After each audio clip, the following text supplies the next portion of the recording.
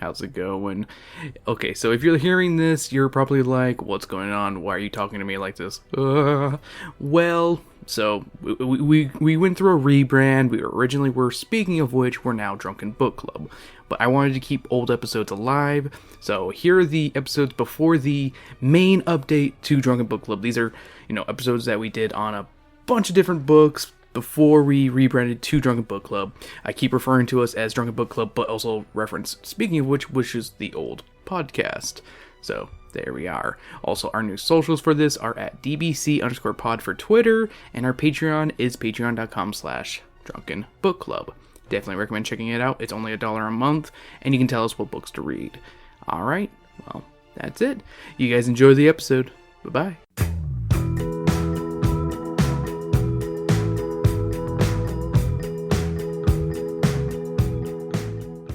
Hello and welcome to yet another Drunken Book Club.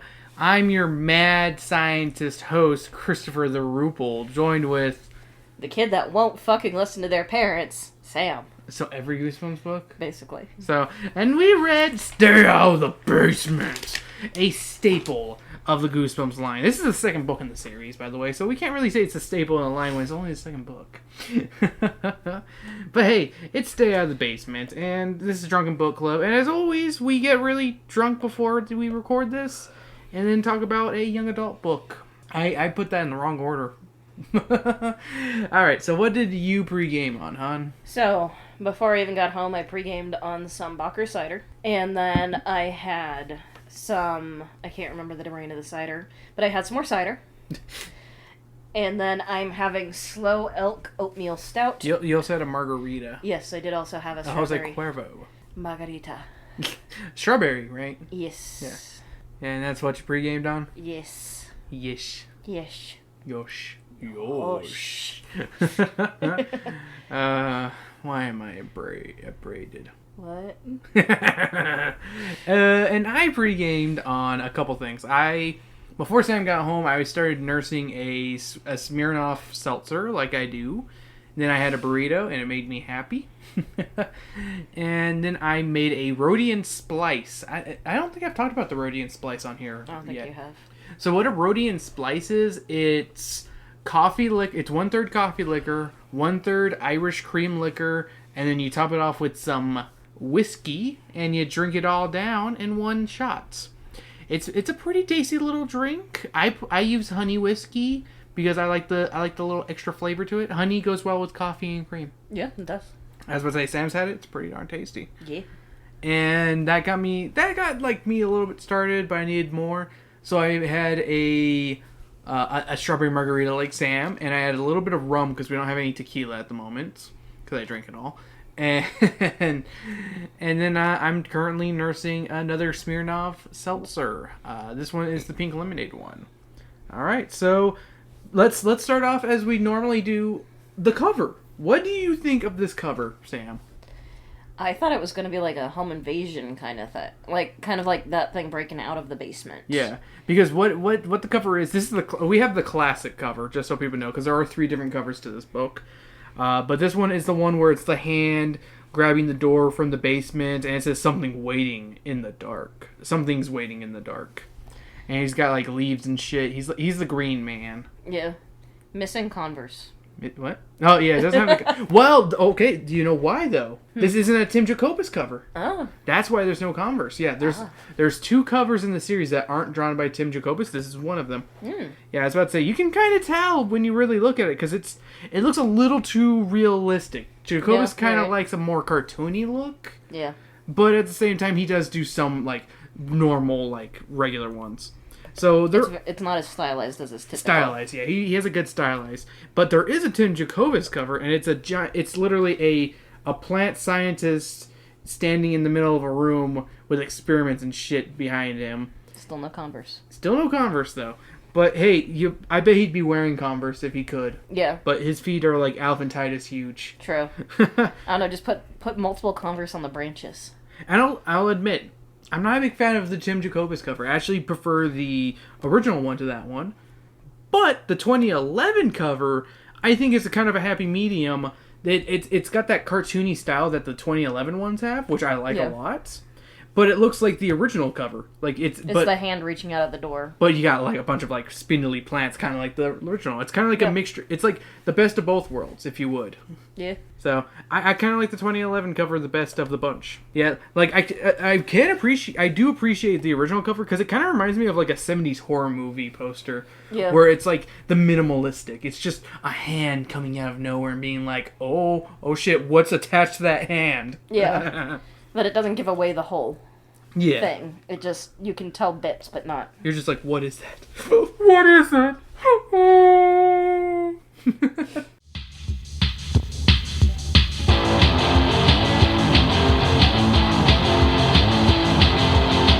There's something down inside the basement. Okay, so I guess we'll start with my notes. I got 6 pages worth of synopsis to go through on this book because I had some notes for this one. All right, so Casey Brewer is playing frisbee outside when he's like, "Pops, come play frisbee with me." His dad declines and says he's very busy. Margaret Brewer offers to play frisbee with him. That's his sister's Margaret. They call each other nicknames like Hot Dog, Dork, and Fatso. Okay, when I heard them consistently be like, everyone calls her Fatso, she's gonna be a bulimic later on. Well, because she's so thin is why they call her Fatso. Yeah. It's kind of like calling, like my dad, Tiny. It's still fucking stupid. No, the tiny one isn't gonna cause someone to have a fucking mental disorder that's gonna make them literally die. That could kill them. True. Like, tiny is not gonna hurt someone's feelings in the long run and kill them with bulimia. Yeah, but it's still fucking stupid. Like, what if think about it. Like, she's still thin in high school, but they're calling her Fatso? Yeah. That's gonna hurt. Yeah, that's gonna fuck her up. Yeah, I'm just saying. Sorry, that was one of my notes. No, you're right, because I really hated that. Like, I'm like, that's a terrible name. That's gross. Like, at least Princess I get. Yeah, Princess makes sense. Like, it's one of those, like, Daddy's Little Princess. Yeah. Margaret mentions that the family has been edgy ever since her father lost his job at Polytech. Crawling in my skin. Some things like how her dad doesn't call her princess anymore, and how their mother is drinking more wine than she usually does. Okay, that was a note I added. Casey then asks why Dad got fired, wondering if he blew up the lab or something, which for some reason excites the little psycho. Margaret says that wouldn't have happened since their dad is a botanist and plants don't usually explode. Margaret tells Casey she heard Dad on the phone with Mr. Martinez, her dad's old boss, that it had something to do with the plants Dad was growing. Some experiment that had gone wrong or something. Stop growing weed. That's later on. They both grow tired from being outside and grab a juice box inside. What kind of juice do you think they got? I feel like a grape or a grape mix. I'm talking about brand. Probably like some generic shit. I'm thinking they got juicy juice. I'm thinking they got some apple juicy juice up in there. See, I'm thinking they got like the Costco. I don't know. I mean, they're jobless. You don't go to Costco when you're jobless. Yeah, you do. It's got some good deals, buy in bulk. You're right, but I mean, do you have the money for the bulk, though? I mean, it's juice. It's not that much more expensive. Juice costs money. Go get me a juice. A juicy juice. Is this a juicy juice? Mm-hmm. Okay. Yummy. But yeah, that's the juice. That's the juice talk. Juice talk. Their mother is deveining shrimp and gets a call on the phone. Casey notices Dad's basement door, lab door is ajar and goes in to close it. Then he decides they should go and check out what Dad is doing down there. Margaret agrees and they slowly head down the stairs and call out to their dad. Halfway down the stairs, their dad appears, holding his right hand, which is bleeding, and he screams at them to get out of the basement. No, stay out. Stay out of the basement. Be fair, I'm drunk. It's the title of the book. I didn't read the title as I yelled that. And we get a title sequence. Stay out of the basement. Chapter 2. 2 weeks have passed since their confrontation with their dad in the basement. Their mother is leaving to Tucson to visit her sick sister in the hospital. Tucson. Our sick relatives go. I'm pretty sure she's, okay. Margaret's friend Diane offers to babysit Margaret and Casey, and they both poke fun at her of how she's younger than Margaret and how Casey is smarter than her. Mom calls down to their father to get off his masturbating chair and to take her to the airport already. I actually made that joke of, like, Dad's just in the basement masturbating and doing drugs. Yeah. She tells the kids to take care of their dad and to make sure that he eats every once in a while. Just put the plate underneath the door. Dad shows his ass finally with a bandage over his right hand still, and rudely comments about how much luggage their mom is taking. They leave, and the kids go back inside and watch a Schwarzenegger movie. One of my favorite quotes is right here. And Diane comments, "Is he building a Frankenstein monster or something?" Diane demanded. Or some kind of RoboCop. Wouldn't that be cool? And then that's followed up with the line, "Arnold Schwarzenegger bounded across the screen," which I thought was funny. Diane taunts Casey into Diane taunts Margaret into going down into the basement with Casey, which Margaret doesn't feel comfortable about doing at all. And then she calls her chicken a bunch of times until she's like, "Fine, stop calling me chicken." Pretty much. Like, that's literally chicken, and she's like, "No, chicken." She's like, "Cheep, cheep, cheep, cheep, cheep." That's what I honestly imagined when I heard her say chicken. I'm like, is he just fucking, like, Tommy Wiseauing it? Yeah, she is. The three kids notice how hot and humid it is down there. That it feels almost like a rainforest. The basement is split into 2 rooms. On the left, an unfinished rec room with a ping pong table, and on the right, their dad's workstation. The room is lit brightly with halogen lights. Growing in the room were shiny, tall plants, thick-stalked and broad-leafed. Dr. Brewer's growing the dank kush before it was legal. Yeah. Okay, the book says Hey, there gotta were... make some money. Yeah, I know, right? Okay, the book says there were a bunch of plants growing in there, but one of them has to be cannabis. I'm just going to say it up front. I wouldn't be surprised. Diane asks if their father really grew all these plants in 5 to 6 weeks, and Margaret confirms that their dad is a druid. The kids can't help themselves and start touching all the plants. Casey comments that it's too hot down here and removes his shirts. Imagine if everything was like poison oak or poison ivy. Right. And they're just like touching everything and breaking out in rashes. It's just like that one short story from the Tales That Give You Goosebumps Volume 2. Yeah. Poison ivy. So Casey then freaks out as he notices one of the tall tree-like plants seems to be almost breathing. Yeah, like an asthmatic.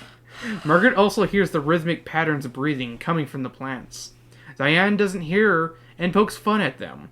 Casey soon moves on to something new and notices 2 electrical devices that look like phone booths that are connected to a generator in the center of the 2. Their dad's a Time Lord. Yes,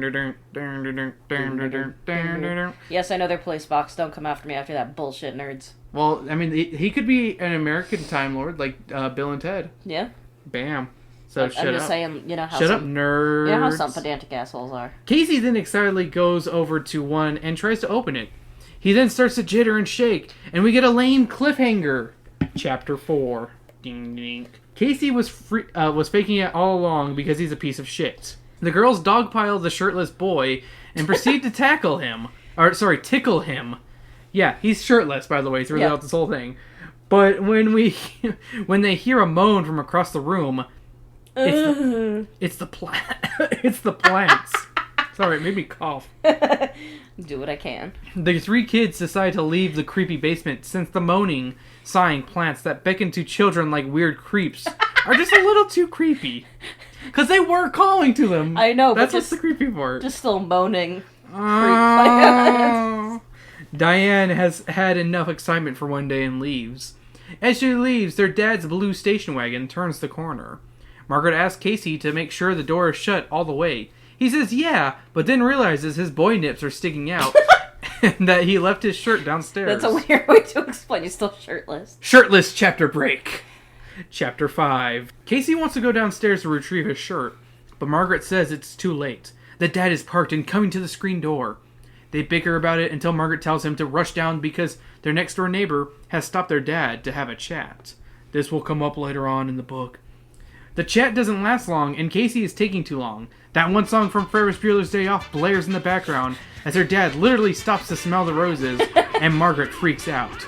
Her dad was inspecting the rose bush now, and Margaret makes the decision to rush downstairs to see what's taking that boy so long. Chapter 6.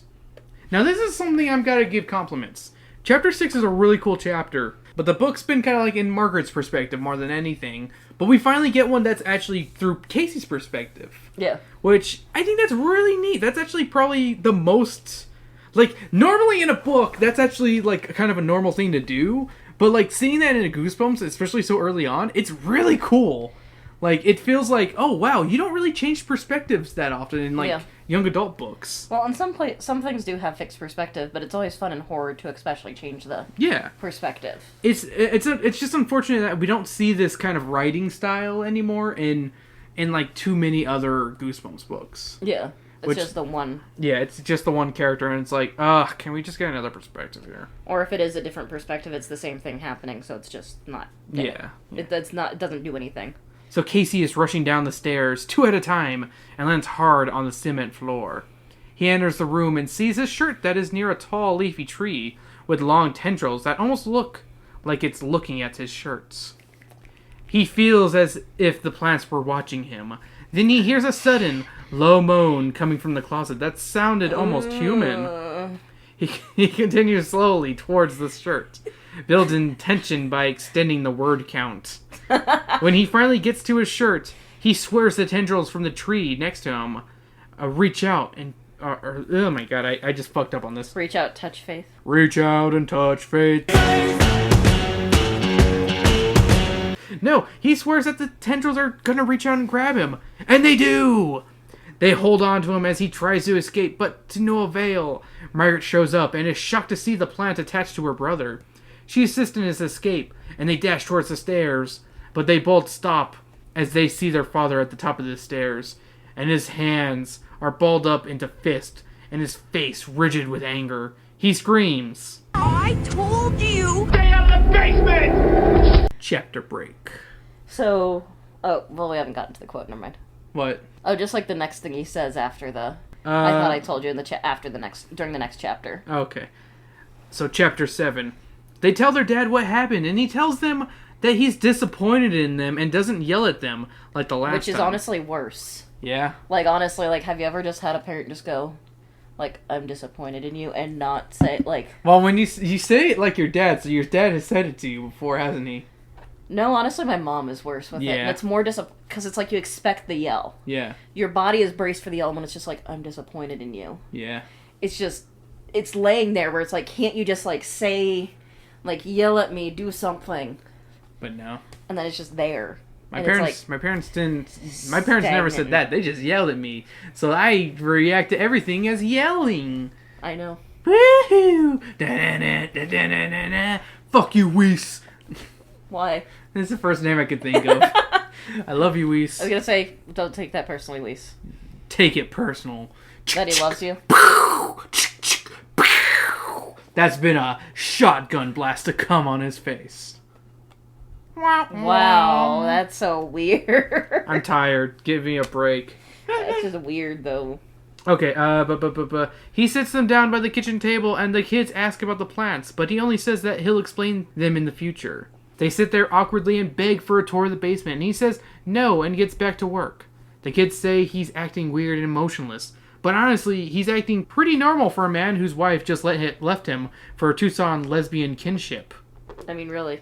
Like, I'm not gonna lie here. Both parents are gay. Like, they're each other's beards. Dad's just mad that he hasn't had any hits on, like, whatever the 90s Grindr. equivalent of Grindr is. It's what's it called? It's Grindr, but it's spelled with a 9, and, like, another letter is an O. It's Gonder. But it's spelled 90s. And it's on dial-up modem, and everything takes 5 hours to load. Yeah. They sleep calmly through the night, and Margaret wakes up early and notices her father is already hard at work in the basement, since the door is tightly shut with a brand new lock installed. Next Saturday morning, Margaret is on the phone with her mother. She'll be with her lover for an extended period of time. Margaret complains that her dad is acting weird and distant. Her mother says he's working hard on his experiments. Margaret also mentions that her dad has started wearing a Dodgers baseball cap and refuses to take it off. He's just balding. It's okay. Even though they say it looks dorky. Yeah, he's balding. The call ends. Margaret decides she's going to go hang out with Diane since Casey was out with a friend. To her surprise, her dad is in the kitchen, huddled over the kitchen sink with his back towards her. Margaret spies on him, and notices he's eating something from a large bag. He eats like a college freshman returning from home for the semester. She finds it queer that he's eating because he never eats with the family anymore, and says he's never hungry. When he finishes his meal, he tosses the bag in the kitchen sink garbage and goes back to his lab. Her curiosity gets the better of her, and she digs in the trash like a raccoon and finds out he was eating plant food. Chapter end. Oh yeah, also, Yes. when talking to Diane... Should I have the hiccups now? Look at the scary book. Diane says that her dad's weird. Yeah. And she's like, he's not weird. Yeah, he is. I think that's later on. Either way, I stand by it. Yeah. She's horrified by what she finds and can't imagine why he would eat that. She quickly tosses it back when suddenly a hand comes down on her shoulder. Casey has returned home. She tells him about her discovery and he thinks it's hilarious. She vents her frustration to Casey about how he's been acting so cold and quiet towards them and how he never jokes around or calls her fatso or princess, which one of those is a good thing. She thinks he's turning into a plant. Casey thinks that's silly. On the following Monday, the siblings are hanging out at Diane's house playing frisbee. Diane talks shit about Margaret's mad scientist father. Yeah, there it is. And they eventually stop playing, and the siblings head home. I mean, to be fair, he is being weird. Yeah. When they get there, they notice their father hunched over some pink roses. Casey tells their dad to catch as he tosses the frisbee at him. He turns around too slowly, and the frisbee knocks the doctor's hat off, revealing that he no longer has hair, but leaves sprouting from his head. Alright, so chapter 9. Dr. Brewer tells them that it's alright, but his children are in shock of his new hairdo. He tries to have a heart-to-heart talk since their mother called and said that Margaret was upset, but the two are still too perplexed by his foliage. He decides it's time to explain to them what he's working on down in the basement. He explains... The ultimate sex machine. Yes, the butt pumpkin. He explains that he's trying to splice the DNA of a plant with an animal to make something horrible, if you ask me. The butt pumpkin. He explains that the glass boots are transporters that send the proper building blocks to one another. When they ask about the leaves on his head, he says it's a side effect. Which isn't a fucking explanation, Doc. Also, by the way, the way Dad explains it, Dad believes in eugenics. Yes, he does. Because he's like, don't you just want everyone to be smart and to only have the smart people genes? He did say that, yeah. Like, that's basically what he said. He does say eugenics. And I'm like, yeesh. This is plant dead, after all. Yeah. So, I mean, it's a plant. Plants want to be the best. Yeah. Why do you think they're always trying to grow so high? He's also spreading his pollen everywhere. He's just jizzing you just see Dad. He's jizzed on his kids. Is that what you're saying? Are you saying he's jizzed on his kids? No, but everywhere in the house. He's jizzed on the dog. Oh, God. There's no dog. Yeah, there was. It just got covered too much by jizz. It's horrible. Are you saying you sent yourself through there? Oh, wait. Sorry. I missed the spot. When they ask about the leaves on his head, he says it's a side effect. Oh, wait, no. Are you saying you sent yourself through their... Okay, so what I was trying to say, because I forgot that's part of my thing. I was actually going to start off with a joke there. Was I was thinking to myself, I'm like, did he like send himself through the one the phone booth thing and have like a pen in the other end, and like did he like fucking fly himself? That's what I was gonna think. Just like, did he accidentally do like the fly, like a leaf just like blew in? Yeah, did he just Jeff Goldblum himself? I don't know. He goes back to the lab. Casey, being an idiot, accepts the explanation, but Margaret can't accept it as it can't accept it as just a simple side effect, and is left with more questions. Well, especially when he's just like, when they're like, what is this a side effect of? It's a side effect. It's a side effect. She was puzzled about it through the rest of the night, when at 2:30 a.m. she heard her father going to the restroom and turning on the sink. She decided she would ask him all the questions she had.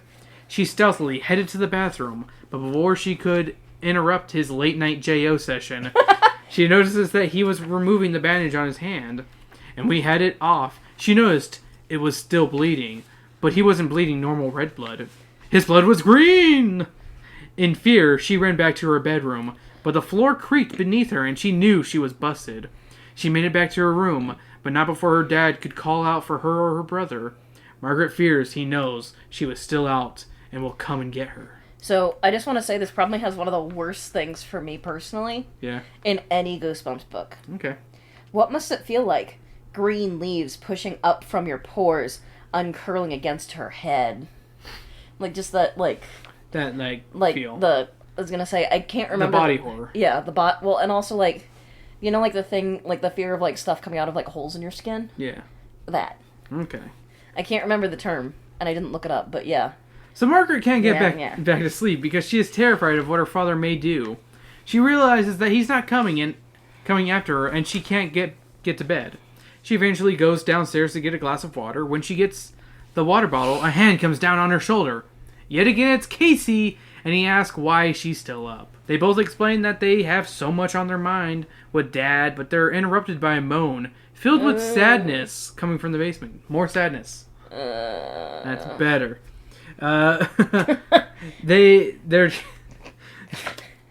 They try going into the basement, but it's locked, and Margaret admits that she thinks Dad was lying to them. They both go back to bed. The next morning, Margaret decides she's going to confront her father with all the questions that have been burrowing into her mind, like maggots on a corpse. She comes to her parents' room and calls out to her father, but there's no reply.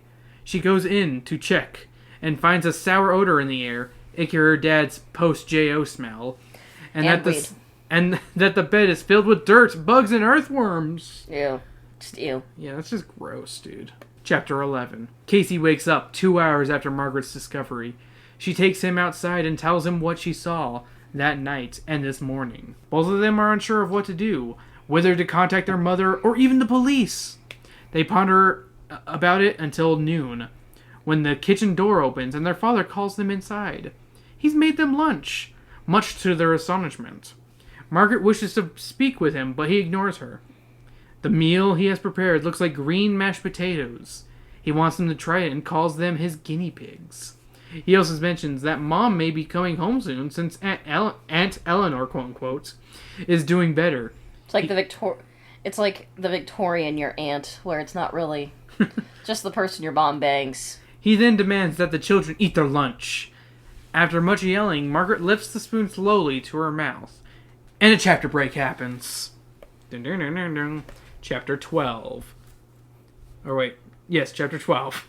The doorbell rings. Dr. Brewer reluctantly goes to the door to see who it is.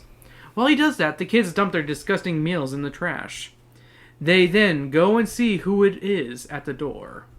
It's Mr. Martinez. He's here to check on Dr. Brewer's work. Dr. Brewer says it's not ready to be shown, but Mr. Martinez insists and even mentions how it was the board who insisted on firing Brewer and not himself. Mr. Martinez pretty much forces his way in, and Dr. Brewer reluctantly obliges. They both head down into the basement. Margaret and Casey wonder if their father will get his job back, and if he's telling the truth. Fucking word count. Because it goes on for fucking ever. Yeah, I'm like, Casey, get on with it. Pretty much. Casey says they need to go down into the basement the first chance they get to see if he's lying. Also, my thing is like, I'm sorry, but in the way of, like, murder alibis, he got dropped off by someone else and not his car.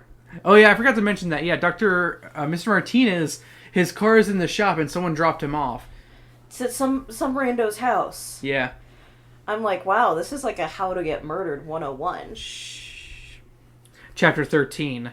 That chance is literally the next afternoon. Their father is heading over to their neighbor's house to help him install a new sink. The door is locked, but Casey apparently knows how to lockpick thanks to his friend Kevin, and they head downstairs. Kevin probably also burns things. Just a thought. Probably. The plants are as plentiful and still breathing, and they traverse the basement. Casey freaks out and screams and receives a chapter break. Chapter 14. It's Dad's bong collection. It's actually a gray squirrel. A squirrel surprised him. It scared the shit out of him, apparently.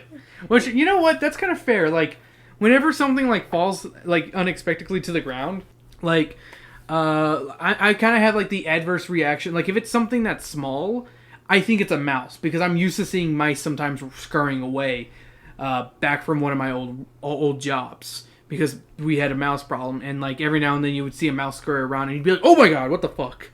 So I can kind of understand being freaked out for a second, but not being freaked out by that. The squirrel is different from a plant. Sorry, I digress. They free the squirrel by chasing it out through the window. Sorry, through the floor window. This would have been a good spot to have a plant grab and eat the squirrel, but that would have been too scary, per the editor's note, if you ask me. Yeah, probably. Like, am I wrong? That would have been a great moment for one of the plants. Like, right? And just, like, kill it. It would have been so creepy. Margaret decides it's time for them to leave, because they don't know what to look for and to decipher their father is lying. Which I'm like, then why the fuck did you go downstairs? Shouldn't you have, I figured that out before? Yeah, they're too stupid to realize it. Then a thump comes from the supply closet, and Casey has gone off on his own. She looks for him to get out of there, and he's by the work table. He's found Mr. Martinez's jacket and tie hidden away under the work table. They realize that they never saw Mr. Martinez leave yesterday, but then they hear footsteps coming quickly down the stairs. Mr. Martinez asking if they want breakfast. They decide to hide, but where? Chapter break. Chapter 15. They hurry out the window and see their dad enter the basement. They rush over to the back door of the house to re-enter it, and their dad stops them. He asks where they were. Margaret lies and says outside, but Dr. Brewer calls their asses out when he says they left the door wide open. That's fair. They question him about Mr. Martinez's clothes in the basement, and this is his reply. I just have to read his reply. Yes, they fucked. No. I'm raising 2 snoops, her father griped. Martinez got hot, okay? I have to keep the basement at a very high tropical temperature with lots of humidity. Martinez became uncomfortable. He removed his jacket and tie and put them down on the work table. Then he forgot them and went when he left. That's okay. It's just like, I fucked Mr. Martinez, okay? Yeah. It got hot and uncomfortable while I was fucking him. Dr. Brewer chuckled.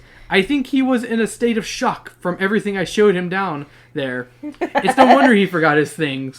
But I called Mr. Martinez this morning, and I'm going to drive over and return his stuff when I finish at Mr. Henry's. Yeah, sure. They're relieved. Well, he might go over back to Mr. Martinez to, finish. They're relieved to know Mr. Martinez is okay, and Dad warns them not to go back to the basement. That's dangerous, and Margaret doesn't know whether to take that as a threat or a warning. Chapter 16. Yes. That Saturday, Margaret hangs out with Diane. Sorry, I put Diane's. Dance. Yeah, I added an extra C in there, my bad. Dance. For most of the day, and returns home with her. Margaret's dad is leaving in his station wagon. He says that her mother is returning home, and that he's off to pick her up. Woo. The girls read Sassy and People magazine. Now, do you recognize Sassy magazine, Sam? Vaguely. It's kind of a punk rock magazine for girls. Neat. It's pretty cool. You should, it doesn't exist anymore, sadly. I'm kind of figured, sadly enough. But it's pretty grunge. It's a pretty grunge magazine. Neat.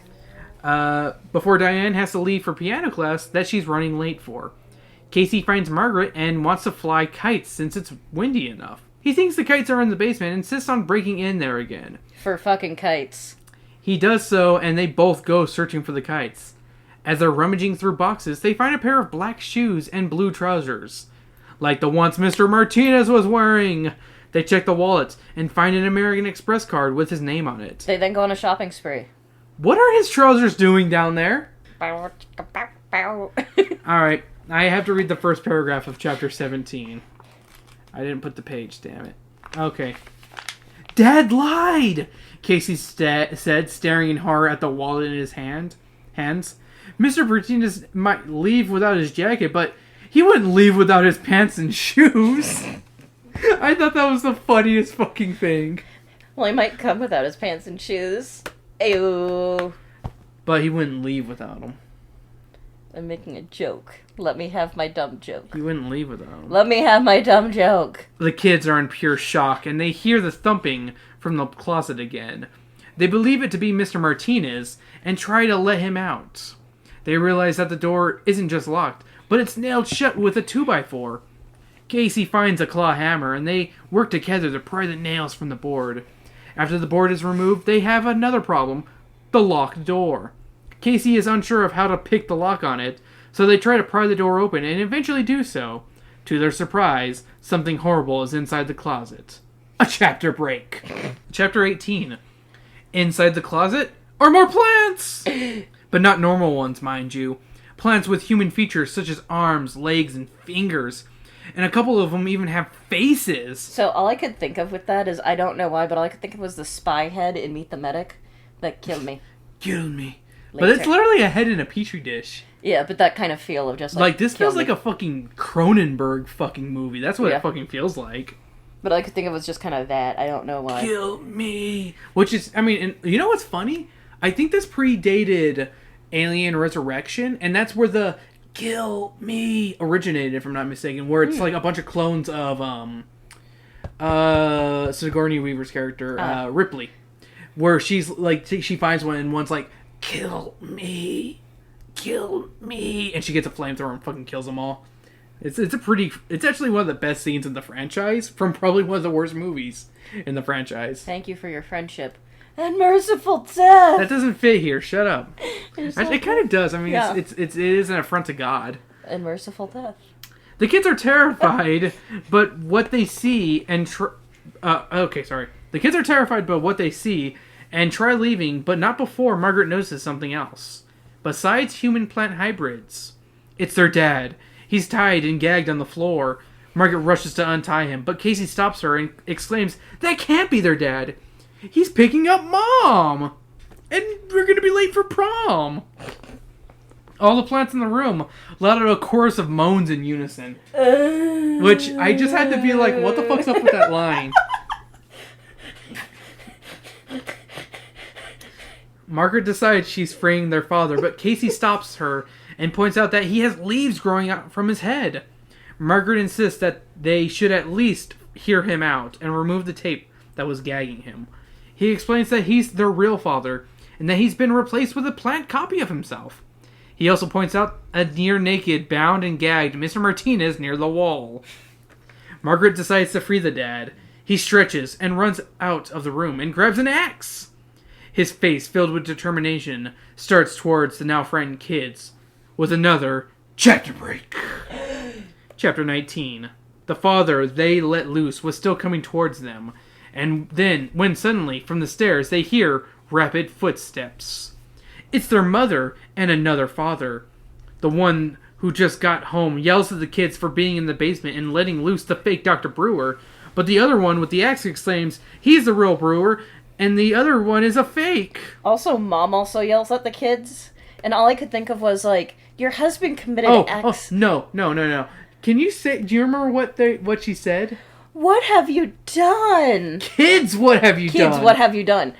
To the fucking kids, when it's like, I'm sorry, who committed acts against God? I'm sorry, it was your husband. Not your fucking children. Chapter 20. The two Brewers argue amongst each other of who is the real one. The family are too shocked to know what to do. Margaret thinks the one with the axe is the fake father and believes he will kill her, the real father, and their mother, so she takes the axe from his hands. Both dads then ask for the axe. Margaret, perplexed by what to do, asks her mom for advice, and she just gives her jack squat. She's like, oh. I don't fucking know, I'm a dumb mom. I just got home from being a lesbian for a week. The one who was in the closet then asks for the axe and calls her princess. What? The one that was in the closet, Mom. No, Dad was in the closet too. Oh yeah, true. To quote the book, does this mean that the dad in the closet is my real dad? She is still unsure and notices both dads have bandages. She asks Casey to grab the knife from the shelf, and he does. And she takes a knife and stabs the father from the closet's arm. Chapter 21, the final chapter. He bleeds a trickle of red blood, and she decides that after assaulting him, that he's their real dad, and hands him the axe. Dr. Brewer takes the axe, and the other lets out a hushed scream, and he is cut in two, hot dog bun ways. They all come in for a ceremonial death family hug, but Dr. Brewer says they have one last thing to do, and I quote, "Let's get Mr. Martinez out of the closet." Then it's Raining Men played, and they have a gay dance party. But Dr. Brewer says they have one last thing to do. Oh wait, no, I already said that part. Everything was almost back to normal. After freeing Mr. Martinez, he offered Dr. Brewer his job back via talking to the college board. After Mr. Martinez left, Dr. Brewer destroyed most of his plants and is willing to save any of the normal ones by playing them outside. He then explains how this all started, which I'm gonna fucking read because it's so fucking convoluted. "I was working on a super plant," he said, "trying to electronically make a new plant using DNA elements from the other plants. Then I accidentally cut my hand on a slide. I didn't realize it, but some of my blood got mixed in with the plant molecules I was using. When I turned on the machine, my molecules got mixed in with plant molecules, and I ended up with something that was part human, part plant. That's gross! Casey exclaimed, dropping a forkful of mashed potatoes. Well, I'm a scientist, Dr. Brewer replied, so I didn't think it was gross. I thought it was pretty exciting. I mean, here I was, inventing an entirely new kind of creature. Those plants with faces? Margaret started. Her father nodded. Yes, those were things I made by inserting human materials into plant materials. Notice he didn't say blood. Just jizz.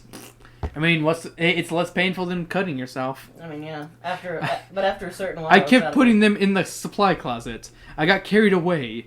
I didn't know how far I could go, how human I could make the plants. I could see that my creations were unhappy, suffering, but I couldn't stop. It was too exciting.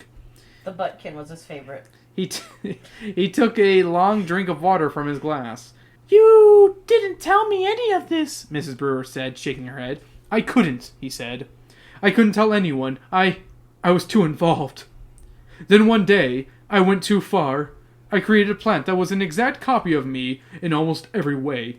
He looked like me, he sounded like me, and he had my brain, my mind. But he still acted like a plant in some ways, Margaret said. He ate plant food and... He wasn't perfect, Dr. Brewer said, leaning forward over the dinner table. As he shoves some plant food in his mouth. Talking in a low, serious voice. He had flaws, but he was strong enough and smart enough to overpower me, to lock me in the closet, to take my place, and to continue my experiments.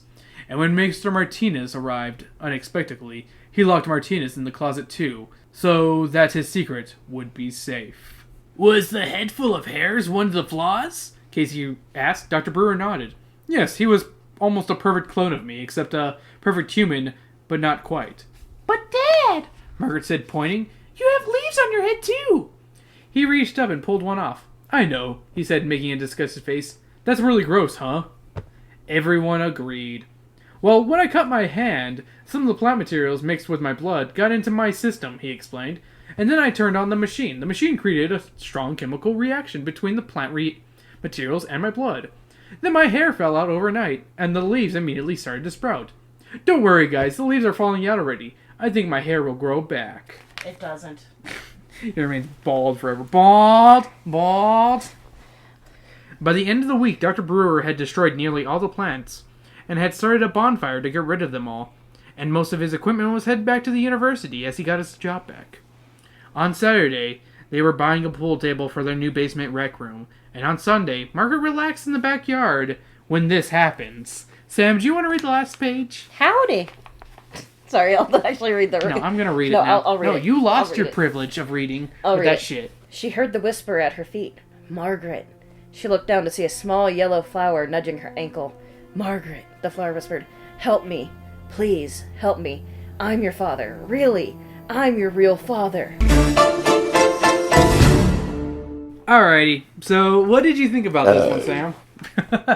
Sorry. You thought it was a burping good time, eh? For a lot of it was kind of boring, to be perfectly honest. Like, I'm not gonna lie either. I thought this was a pretty dull Goosebumps. and then, like, it got kind of good near the end, but for a while I was like...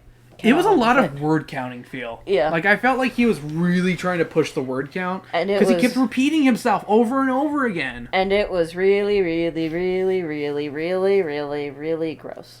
Yeah. Like, The feel. Yeah, this one was kind of a slog to get through after a while. Because it was just like, okay, I get it. Can you just fucking get on with it? But, I mean, I still enjoyed it. Yeah. Like, I mean, I liked it more than Bailey's School Kids. Yeah, But that's not true. saying much. At least it wasn't racist. Yeah. I also did like it more than I liked Hank the Cowdog. Yeah. Again, it wasn't racist. Yeah. I was about to say, and it, like, we're not reading, like, would you say we're reading between the lines for the gayness, or is it kind of there?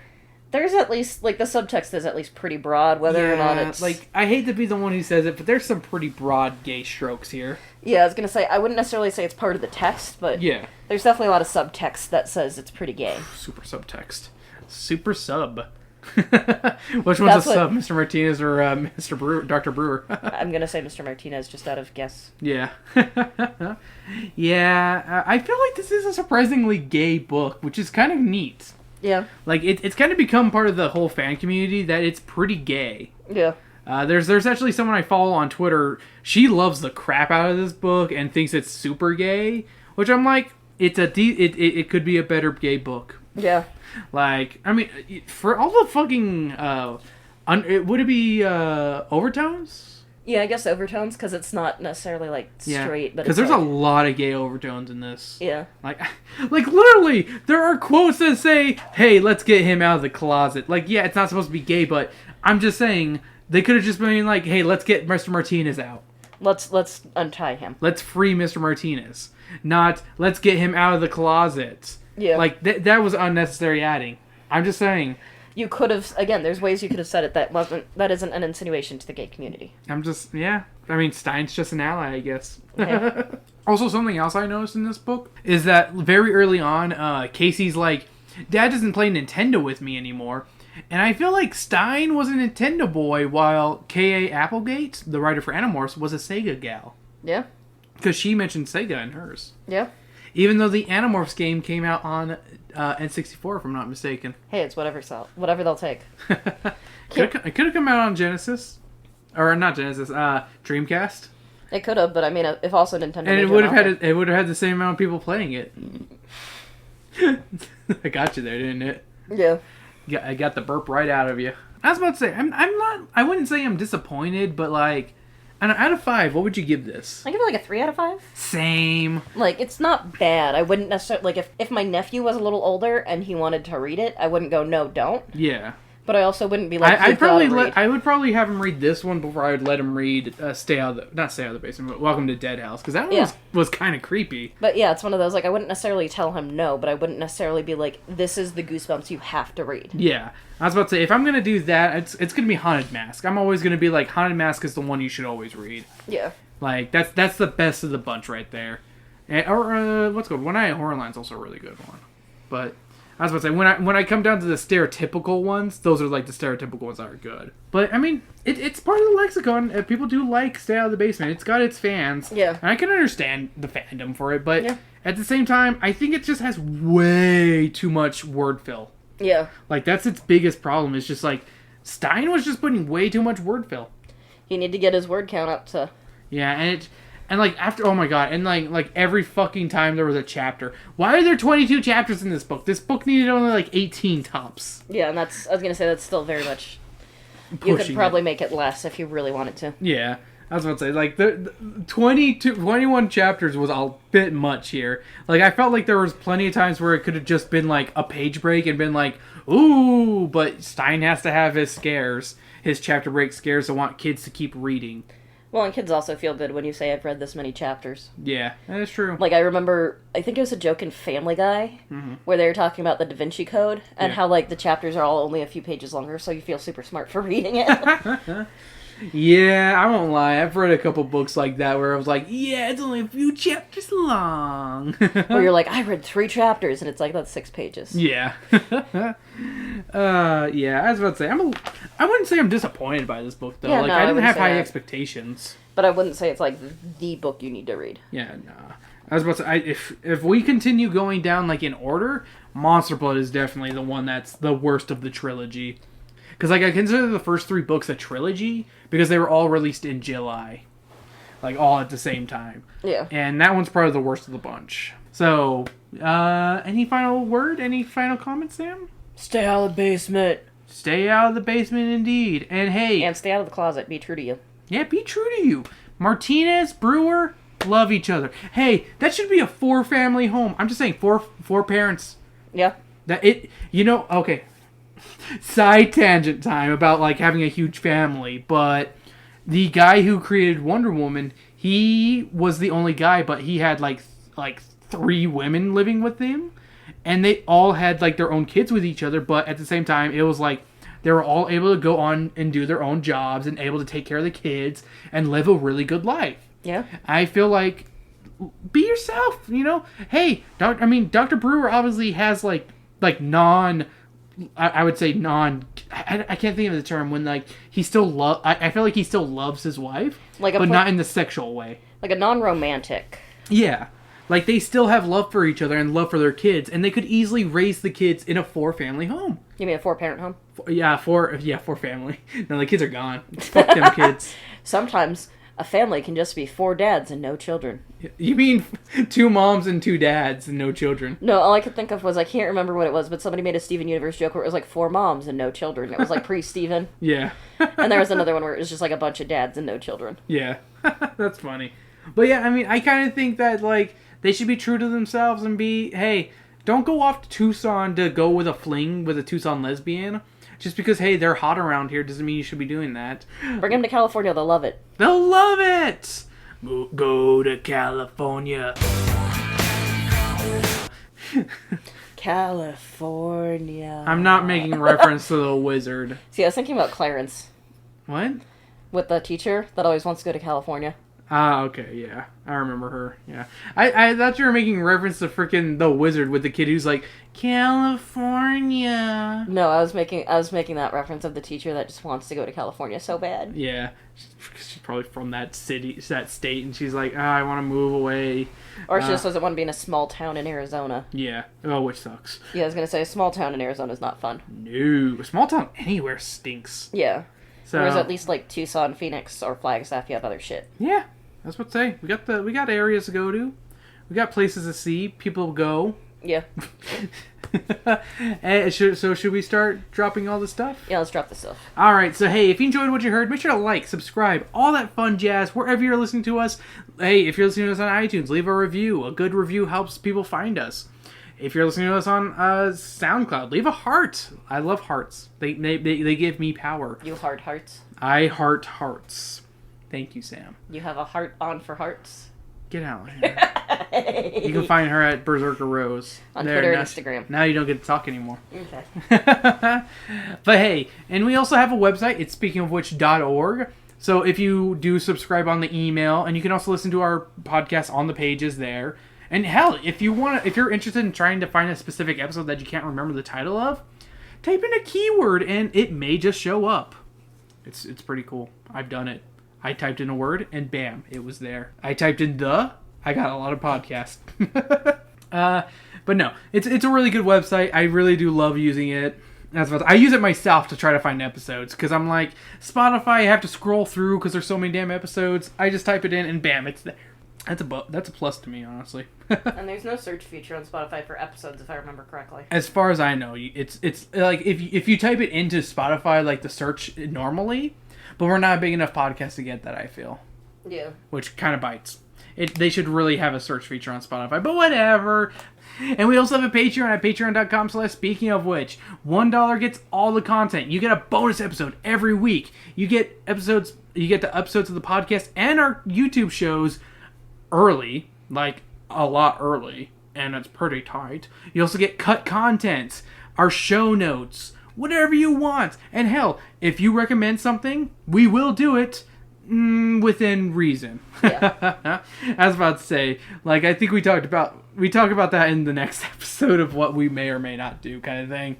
But there's plenty of stuff. Like, if you have a recommendation for a Drunken Book Club, as long as it's a young adult book, we will read it. We will find it. We will read it. We will get drunk, and we will talk about it. All for $1. Because we take recommendations seriously when you're a patron. That's what I'm saying. You're only paying $1. Yeah. Like, you pay what you feel like it's worth, but I only want $1 from you. I don't want anything else. And it's only charged every month. That's it. If you want to give us more money, that's great, but you're not going to get, like, any more features. Yeah, fortunately not. But you're already getting a lot, and it's $1 a month. What can possibly go wrong? What could possibly go wrong? Oh, possibly. That's the first thing that's ever gone wrong. And hey, you can follow the podcast on the Facebook at Speaking of Which Podcast, or SOW_podcast on Twitter. I recommend the Twitter page. We're extra funny. We also have a Twitch, twitch.tv/SOW_podcast. I've been playing some Fallout New Vegas. It's been a good time. I've been having fun times chatting with people. I love chatting with you guys. It's awesome. But you can follow me at _RuPaul on Twitter and Instagram. Sam, I already said, is Berserker Rose on Twitter and Instagram. That's right, you ain't talking no more, are you? Yeah, that's what I thought. You can follow our good pal Reese at Force Left Hander. Drop the last E on Hander on Twitch. On Twitter, Instagram, TikTok, and YouTube. Also, we have a YouTube page. Speaking of which, look it up. It's a really good time. We do fun Let's Plays. And also follow our good pal Juan at jrovo.com or Voice of Joyrod on Twitter, Instagram, and LinkedIn. And he too also has a Twitch page, twitch.tv/RarsMcGee, RAWRZMCGEE.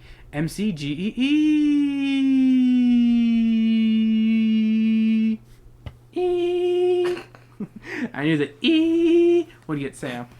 Alright, that's all our socials, right? Yep. Man, that took a lot out of me.